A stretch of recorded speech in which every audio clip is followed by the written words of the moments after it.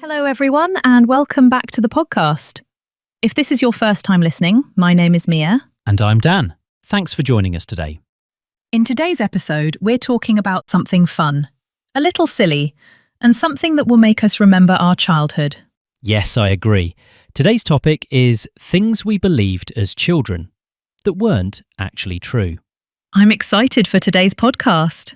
Me too. I think today's podcast will be a lot of fun. I think it's because this is a unique topic that many people have not discussed before. Oh, definitely. And I think this is something we can all relate to. Exactly.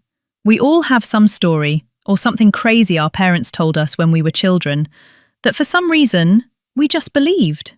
That's very true. Adults would tell us something and we would just think, well, that must be true. When we were children, we believed a lot of things without questioning them. Correct. And only later in life, as adults, we realised, wait a minute, that can't be true at all. So, in today's episode, we will share some funny examples and personal stories of things we believed as children that weren't true. And while you're listening, try to think about the things your parents told you and the things you believed as a child too. So, Mia, why do you think children believe these things so easily? Well, I think it's because children usually just trust adults completely. Right. Our parents, or even our teachers, they felt like experts. We just assumed that they knew everything. If they told us something, no matter how strange or crazy it seemed, we just thought, okay, that's a fact. That's exactly right. Here's something crazy to think about. Studies show that children under the age of 7 can't tell the difference between fantasy and reality in the same way adults do. Their brains are made to believe almost anything they are told. That's so interesting. I didn't know that. I see now why so many children believe in fantasy ideas so easily. And if you think about it, children are exposed to fantasy ideas so often in their daily lives. That's so true. Most of children's movies, books, or even stories often have a magical or fantasy theme to them. You know what's really fascinating? The way these childhood beliefs are almost the same across different cultures. I was reading about how kids in completely different parts of the world often develop similar thinking patterns. That's incredible. I think then, for anyone listening, no matter where you are in the world, I'm sure you can relate to some of the examples we are going to talk about. Mia, let's start this episode then with a bit of a fantasy theme. What's a fantasy that you believed as a child that isn't true? Oh, I think I have a classic one. Of course it has to be the tooth fairy. Oh yes, I think all kids loved the tooth fairy. I remember as a kid always getting excited whenever I had a loose tooth. Same here. It was the easiest way to make a bit of money as a child. What about you, Dan? What was something you believed? I would have to say the myth about storks bringing babies. Oh, I remember that. Although I must say I didn't believe that for too long. I think I believed it for a bit too long. It's only because I always wanted a younger sibling, and my mother would always tell me that they were still waiting for a stork to bring them another baby. Well, I think they maybe just didn't want to have any more children. No, I just think the stork is still a bit lost.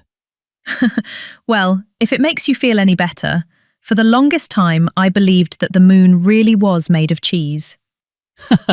Wait, are you telling me it isn't? My father said he was a cheese farmer on the moon. I'm sorry to say, Dan. Unfortunately, the moon is not made of cheese. Now, I think a lot of the things we were told as children was also just a way for our parents to discipline us. Oh, how so?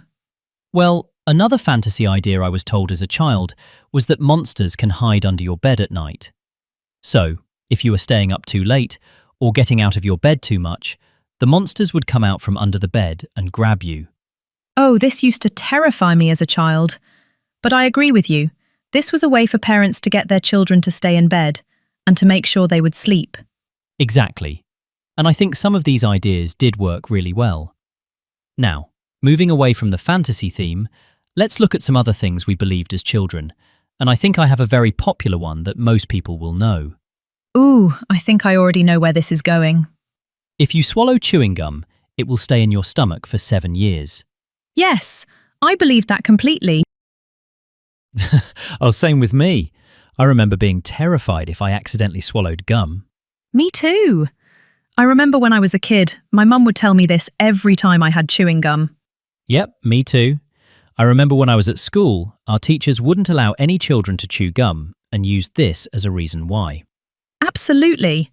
I always wondered why chewing gum was even allowed to be sold. I thought it was crazy. If it stays in our stomachs for so long, why are we even chewing it? I thought the same thing. It's funny that we would wonder why they sold chewing gum, but never once thought, maybe it doesn't stay in our stomachs for 7 years. Exactly.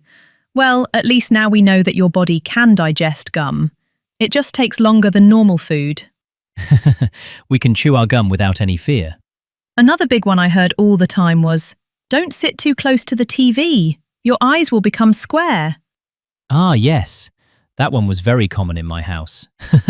And I hated it because I loved watching TV.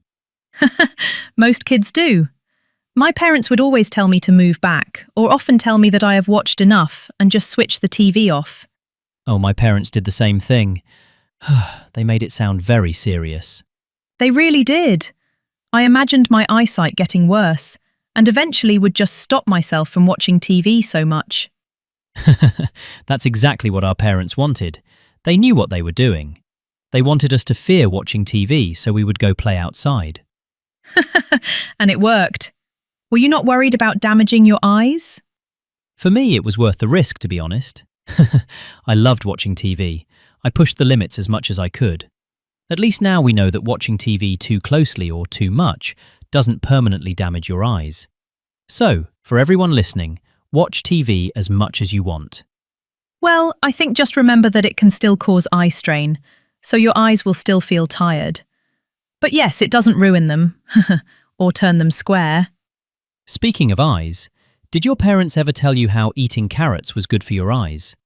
Oh yes, my parents always said, eating carrots will give you great eyesight. That's a very popular one, and it was horrible for me to hear as a child. Why is that? I hated eating carrots as a child. I still do. Really? Oh, that must have been tough. You were watching so much TV you needed to eat even more carrots to help your eyes. Exactly. But I never did.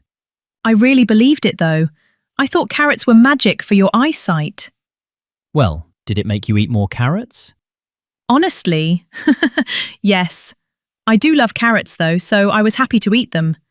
But to be fair, carrots can be good for your eyes. Yes, they can. So this one is slightly true. It is, but sadly they don't give you supervision or magic eyesight like I believed they would. Unfortunately not, so you won't suddenly see better in the dark. And there are also other foods that are equally as good for your eyes as carrots. That's true. So don't stress too much, Dan. You can still avoid eating your carrots. That's perfect for me. Okay, this next one is one of my favourites. Which one is that? If you pull a funny face for too long, it will stay that way forever.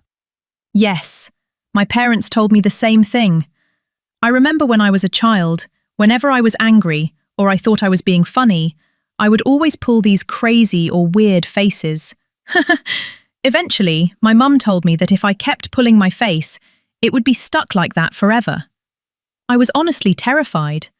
I imagined myself going to school stuck with a silly face.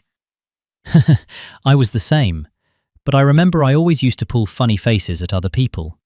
So if my parents and I went to the supermarket, I thought it was hilarious to pull these faces at other people, which now I can understand must have been very embarrassing for my parents. Oh, definitely. I think these things that parents tell their children is sometimes to protect them, but I agree that they are also good ways to get children to behave themselves. I think so too. I believe that sometimes it makes the parents' lives a bit easier as well. Children don't always understand why parents might not want them to do something, or why they want them to behave a certain way. Exactly. Parents are often tired, busy, or stressed about bigger issues that children are not aware of. And honestly, these myths that parents say are harmless. Well, this reminds me of another creative explanation my parents gave me. When I was a child, I absolutely loved ice cream. Of course, my parents didn't want me eating a lot of sugary foods, or sometimes my parents didn't have extra money to spend on things like ice cream.